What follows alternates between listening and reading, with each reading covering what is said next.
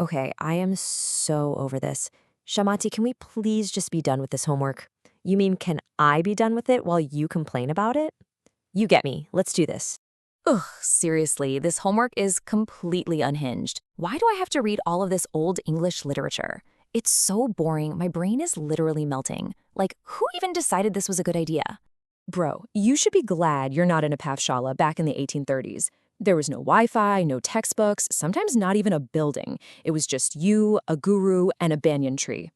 And get this, classes would just get canceled whenever it was harvest time. The aesthetic was total vibes, I guess, but probably not great for your grades. Wait, what? A banyan tree? What on earth does that have to do with my English homework? Oh, it has everything to do with it, actually. See, way back in the day, the British had this huge debate about how to educate people in India. It was basically this massive showdown between two teams of, like, the original influencers, and each one had their own agenda. Okay, so first up, you gotta meet William Jones. This guy had some serious main character energy. I'm calling his crew Team Ancient Vibe. He shows up in Calcutta to be a judge, but instead, he goes into full-on history nerd mode. He starts learning Sanskrit and Persian and gets completely obsessed with all the ancient Indian laws, philosophy, and texts. So he was, what's that word you used? An Orientalist? What does that even mean? Exactly. The Orientalists were these British officials who, believe it or not, actually had a deep respect for ancient Indian culture. They thought the best way to rule India wasn't to change it, but to, understand it and bring back its ancient glory. Okay, not gonna lie, I'm kind of here for Team Orientalist. Learning all the ancient lore sounds way cooler than whatever the other team was doing. Let me guess, they just wanted everyone to be boring? You have no idea. Team Anglicist came in hot and basically said all Eastern knowledge was unscientific and that their Western way was the only way. Total gatekeepers. But trust me, it gets so much worse. This one guy from Team Anglicist didn't just disagree. He decided to drop what is probably the meanest diss track in the entire history of education. Oh no. Who is this guy? He looks like he's about to cancel somebody on Twitter. This is Thomas Babington Macaulay, the hater-in-chief. He thought India was uncivilized and basically believed all of Eastern knowledge was just super cringe.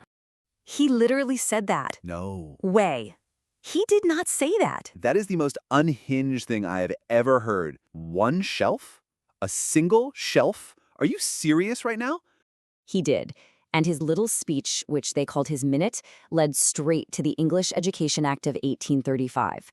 It was a whole master plan. Step 1, make English the official language for all higher education. Step 2, stop all funding for schools that taught in Sanskrit and Persian. And Step 3, start mass-producing English textbooks for everybody. So they just changed everything? Just like that? Was that the end of it? Not even close. After Macaulay's mic drop, the British basically doubled down with a new plan that was honestly less about education and way more about business. So in 1854, they released this thing called Wood's Dispatch. And they pretty much said the quiet part out loud, that European learning would make Indians better customers.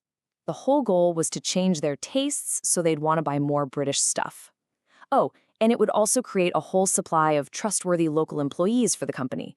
It was literally education for profit. That is so wild. They were just focused on making money. Okay, but get this. In 1857, while a huge rebellion against British rule was kicking off all over the country, what do you think they were doing? I have no idea. What? Shanmati, building these giant fancy universities in Calcutta, Madras, and Bombay. I mean, the timing is just wow. Okay, but did people in India just take all this? Like, did no one push back? Because if someone tried to do that to my school, I'd be protesting for sure. Oh, people definitely had things to say, and one person's clapback became absolutely legendary. Mahatma Gandhi. He came right out and said that this entire system was designed to enslave Indians.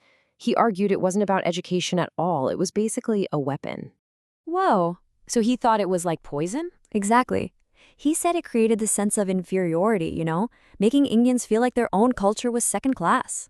And that's why he was so against it? Yep. He said it destroyed their pride, made them admire their rulers, and turned them into, in his own words, strangers in their own lands, totally disconnected from everybody else. Which brings us all the way back to your homework. All of this history is the reason you're stuck reading that old English lit in the first place. So it kind of makes you wonder, right? Is our school system today a colonial glow-up?